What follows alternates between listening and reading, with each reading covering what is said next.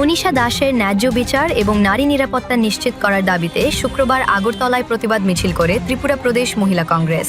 ডিজিপির কাছে ডেপুটেশন দিতে যাওয়ার পথে ফায়ার ব্রিগেড চৌমোহনী এলাকায় পুলিশ তাদের আটকে দেয়। মহিলা কংগ্রেস সভানেত্রী সর্বাণী ঘোষ চক্রবর্তী অভিযোগ করেন, রাজ্যে নারীদের বিরুদ্ধে অপরাধ বাড়ছে।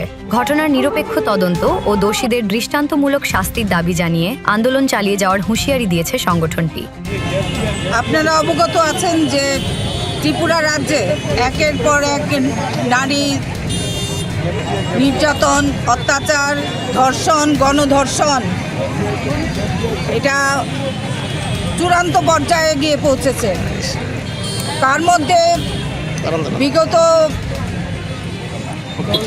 10ই জুন আপনারা দেখেছেন শান্তিনিকেতন মেডিকেল কলেজে কর্মরত যে যুবতী মনীষা দাস নৃশংসভাবে খুন হয়েছে এবং তাকে ফাঁসিতে ঝোলানো হয়েছে।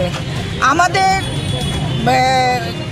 আরক্ষা দপ্তরের লোকজন এবং মহিলা কমিশনের চেয়ারপারসন তথা বিজেপির মহিলা কমিশনের চেয়ারপারসন বলবো আমি, কারণ উনি কোনো রকম তদন্ত ছাড়াই এটাকে নিছক আত্মহত্যা বলে চালিয়ে দেওয়ার চেষ্টা করেছেন।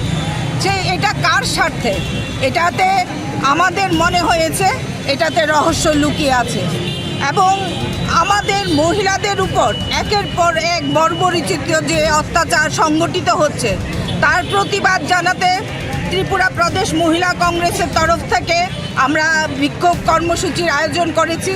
শুধু ত্রিপুরার মহিলাদের উপর নিরাপত্তা এবং সুরক্ষার জন্যই না, আপনারা দেখেছেন বিজেপি সরকারের আমলে বিভিন্ন সংস্থাগুলি যে আমাদের শিক্ষাক্ষেত্রে যে ছাত্রছাত্রীদের যে বিভীষিকাময় দিন নেমে এসেছে তার খেসারত দিতে হচ্ছে আমাদের ছাত্রছাত্রী এবং যুব সমাজকে। এই নিট কেলেঙ্কারি আপনারা দেখেছেন, সেটা একবার দুইবার নয়। বিজেপি সরকার প্রতিষ্ঠিত হওয়ার পর একের পর এক নিট কেলেঙ্কারি, প্রশ্নপত্র ফাঁস, সিবিএসই এক্সাম স্ক্যাম, এটা দিনের পর দিন চলছে।